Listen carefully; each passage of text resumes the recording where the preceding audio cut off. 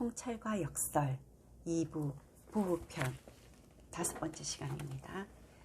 신용을 잃은 남편이 부인에게 신용을 회복하는 방법. 평소 부인에게 신용을 잃은 남편들이 다소 신용을 얻는 조언을 구하기 위해 나를 많이 찾아온다. 그런데 요즘 부인들은 생판 모르는 남의 말은 잘 들어도 한번 신용을 잃은 남편의 말은 콩으로 메주를 쓴다고 해도 믿지 않는다. 그런데 희한하게도 부인들은 그래도 남편이고 아이들의 아빠인데 하면서 잘 참고 산다. 부부싸움은 칼로 물베기라고 하지 않던가.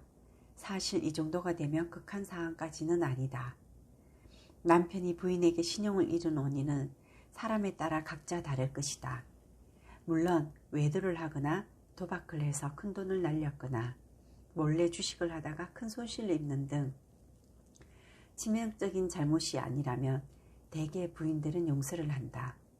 하지만 가장 큰 불화의 원인은 뭐니 해도 상대방을 무시하는 행위이다. 부부지간에도 반드시 지켜야 할 예의라는 것이 있다. 남편이 어떤 말을 하고자 할 때 의논조차 하지 않는 것은 부인을 무시하는 것이나 다름없다. 이것이 남편들이 부인들에게 신용을 잃는 가장 큰 원인이다. 부부가 서로 믿고 의지하는 가정은 저절로 부자가 된다는 말이 있다. 그만큼 부부지간의 신뢰는 가정의 행복과 바로 직결된다. 그런데 남편이 회사원이나 공무원처럼 일정한 수입이 있다면 일반적으로 부부관계는 원만하다.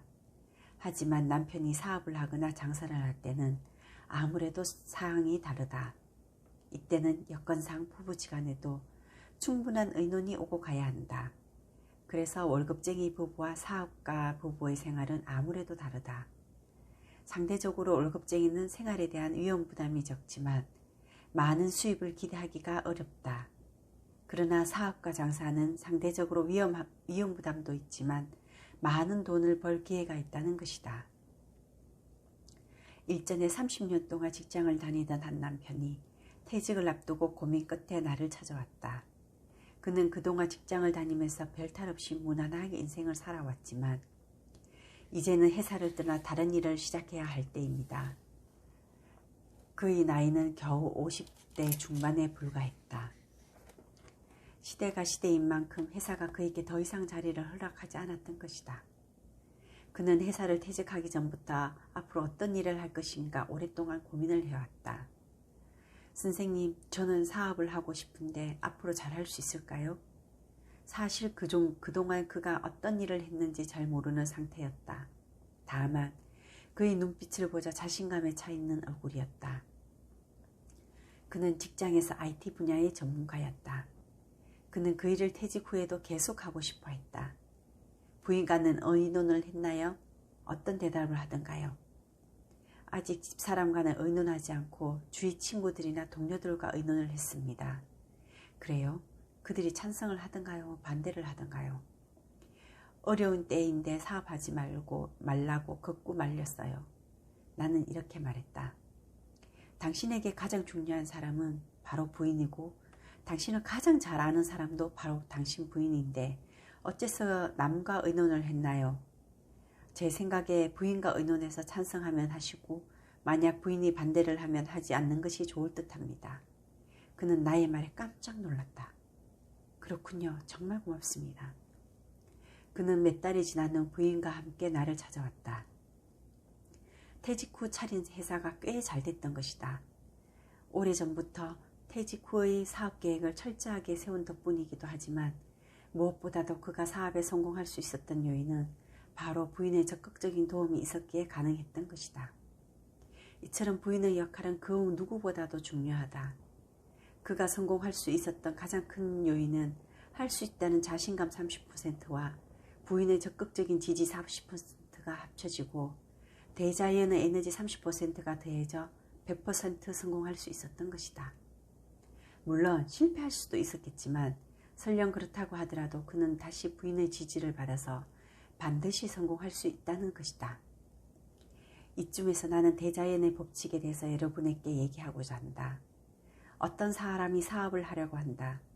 대개 부부관계가 원만하지 않은 남편들은 부인과 먼저 의논하지 않고 가까운 친척이나 친구들과 의논한다. 남편이 그들에게 뭔가 조언을 구하려는 것은 불안한 마음이 있기 때문인데, 그들이 만약 경기가 좋지 않으니 사업을 하지 말라고 했는데도 강행했다면 무조건 그 사업은 100% 망하게 되어 있다. 왜냐하면 사업을 하기도 전에 불안 심리로 인해 이미 외부로부터 열정을 빼앗겨버렸기 때문이다. 이것이 바로 그 사업이 가지고 있는 마이너스 에너지인 것이다. 반대로 부부가 사이가 좋지 않은 사람이 사업을 하기 전에 먼저 부인과 의논을 했다고 치자. 근데 부인이 뜻밖에도 당신이 하고 싶은 사업을 하세요라고 한다면 그 사람의 성공 확률은 몇 %일까? 100%이다. 왜 그럴까? 부인의 에너지가 바로 그 사업에 더해졌기 때문이다. 그런데 부인이 사업을 하는 것을 반대했는데도 강행한다면 어떻게 될까? 망할 확률은 100%이다. 내가 이런 소리를 하면 흑자는 무슨 궤변인가 하겠지만, 자신의 일에 대한 확신이 서지 않는 사람은 주위로부터 힘을 빌리려고 하는 반면, 확신 있는 사람은 자신에게 자신의 에너지를 다 쏟아붓기 때문이다. 이것이 바로 내가 말한 대자연의 법칙이다. 그러니까 사람은 무엇을 하든지 간에 누군가와 먼저 의논을 했다면 그 사람의 말을 분명하게 귀담아 들어야 한다는 것이다. 우리는 자신을 믿지 않는 사람과는 의논을 하지 않는다. 그렇게 해서 누군가가 반대를 하면 무조건 승복하고 허락하면 반드시 한번 생각을 해보라는 얘기를 한다. 지금은 자본주의 사회이다. 자신과 의논해준 사람의 시간을 소중하게 생각하라는 것이다. 상대방이 시간을 내서 해준 말을 소중하게 경청해야 한다. 자신에게 시간을 내주고 의논해준 사람의 한마디는 매우 중요하다. 말은 곧 에너지이다. 내가 누군가와 상의를 했다는 것은 상대의 말을 듣기 위함이다. 의논을 해놓고 나중에 상대방의 의견을 묵살할 것 같으면 애초에 의논을 하지 말아야 한다. 이것이 상대의 의견을 존중해 주는 방법이다. 이 같은 대자연의 법칙은 평생 머릿속에 되새기고 있어야 한다. 당신이 학교에 가서 공부를 하는 것도 선생님의 시간을 빼앗는 것이기 때문에 선생님의 말씀을 귀담아 들어야 한다. 이는 삶의 진리이자 대자연의 법칙이므로 명심해야 한다. 이것을 간과하면 당신에게 성공이란 없다. 부부 사이에도 시간을 내어 무슨 일이든지 의논하고 대화를 많이 해야 한다. 이것이 신용을 잃은 남편이 신용을 얻는 유일한 방법이다. 이 또한 대자연으로부터 에너지를 받는 방법이기도 하다. 부부가 자주 대화를 하면 얼마 지나지 않아 그 집은 부자가 될 것이다.